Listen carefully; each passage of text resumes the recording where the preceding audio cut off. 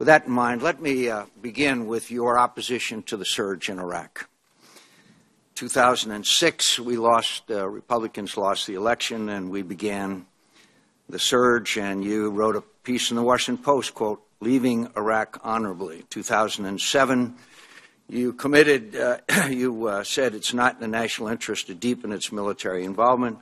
In January of 2007, in a rather bizarre exchange with Secretary Rice in the Foreign Relations Committee after some nonsense about Syria and crossing the border into Iran and Syria because of the surge, then and a reference to Cambodia in 1970, you said, quote, "When you set in motion the kind of policy the President is talking about here, it's very, very dangerous." Quote, "Matter of fact, I have to say, Madam Secretary, I think this speech given last night by this President represents the most dangerous foreign policy blunder in this country since Vietnam.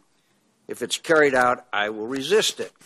And then, of course, you continued on and on for months afterwards talking about what a disaster the surge would be, even to the point where it was clear the surge was succeeding. In March 2008, you said, quote, "Here the term quagmire could apply. Some reject that term, but if that's not a quagmire, then what is?" Even as late as August 29, 2011, in an interview, 2011, in an interview with the Financial Times, you said, "I disagreed with the President Obama, his decision to surge in Iraq, as I did with President Bush on the surge in Iraq." Do you stand by those comments, Senator Hagel? Well, Senator, I stand by them because I made them. And were you right? Were you correct in your assessment? Well, I would defer to the judgment of history to sort that out. But the committee deserves your judgment as to whether you were right or wrong about the surge. I'll explain why I made those comments. And I want to know if you were right or wrong. That's a direct question. I expect a direct answer. The surge assisted in the objective, but if we review the record a little bit. Will you please answer the question? Were you correct or incorrect when you said that the surge would be the most dangerous foreign policy blunder in this country since Vietnam? Were you correct or incorrect? Yes or no? My reference to the surge being the most dangerous. Senator Hagel, the question is, were you right or wrong? That's a pretty straightforward question. Well, I would like to answer whether you were right or wrong, and then you are free to elaborate. Well, I'm not going to give you a yes or no answer on a lot of things. Well, let the record show that you refused to answer that question. Now, please go ahead. Well, if you would like me to explain why. I actually would like an answer, yes or no. Well, I'm not going to give you a yes or no. I think it's far more complicated than that. As I've already said, my answer is I'll defer that judgment to history. As to the comment I made about the most dangerous foreign policy decision since Vietnam was about not just the surge, but the overall war of choice going into Iraq. That particular decision that was made on the surge, but more to the point, our war in Iraq, I think was the most fundamentally bad, dangerous decision since Vietnam. Aside from the costs that occurred in this country to blood and treasure, aside what that did to take our focus off of Afghanistan, which in fact was the original and real focus of a national threat to this country.